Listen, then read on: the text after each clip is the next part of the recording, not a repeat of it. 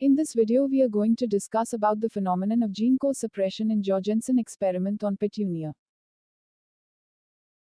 Introduction of a chimeric chalcone synthase gene into petunia results in reversible co-suppression of homologous genes.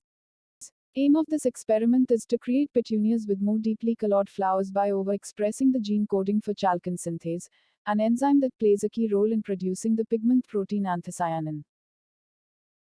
Anthocyanins are flavonoid compounds that are largely responsible for plant coloration, especially in flowers. Chalcone synthase is the key enzyme in flavonoid biosynthesis. It catalyzes the condensation of one molecule of 4-aryl-CoA with 3 molecules of malonyl-CoA to form naringenin-chalcone, which is the central intermediate in the biosynthesis of flavonols, flavones, isoflavonoids, and anthocyanins. Jorgensen tried to make purple petunia flowers even more purple by injecting them with the gene for pigment coloration. To his surprise, the flowers bloomed white. Instead of the two sets of pigment-producing genes complementing each other, they seemed to interact by turning themselves off.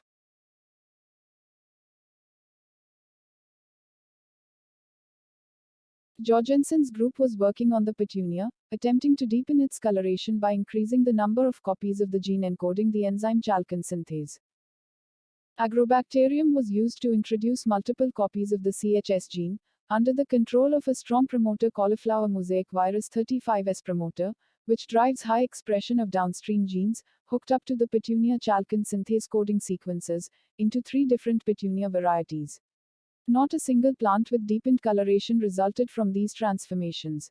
Instead, many of the transformed flowers were completely white, and others produced variegated patterns containing more white regions than the original plants.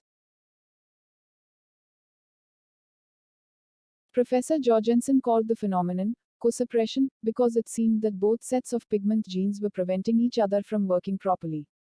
Co-suppression of gene expression was dependent on high copy number transcription of a transgene homologous to a native gene. The arrows indicate the positions of the endogenous A, CHS protected fragment at 96 bases, the introduced I, CHS protected RNA at 157 bases, and 2 marker fragments at 160 and 90 bases.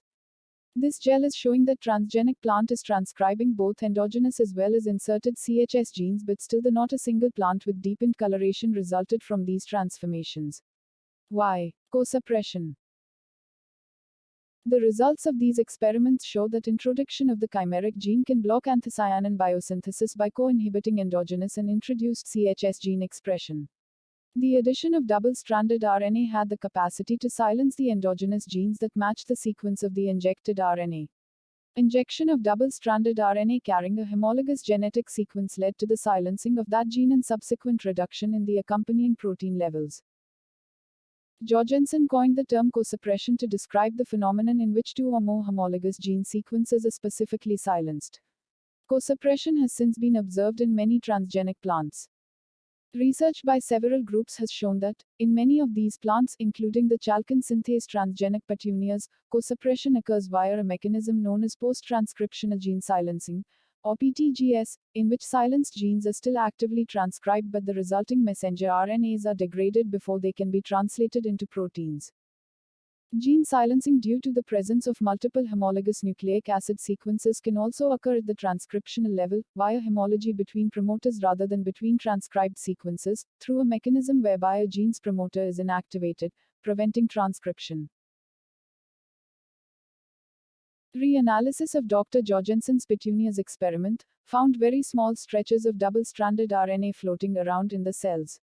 What seemed to be happening was that the large double-stranded RNA molecules were being chopped down into smaller units of a precise length. These units formed a complex with enzymes, which would identify and chop up the target complementary messenger RNA, hence stop protein synthesis.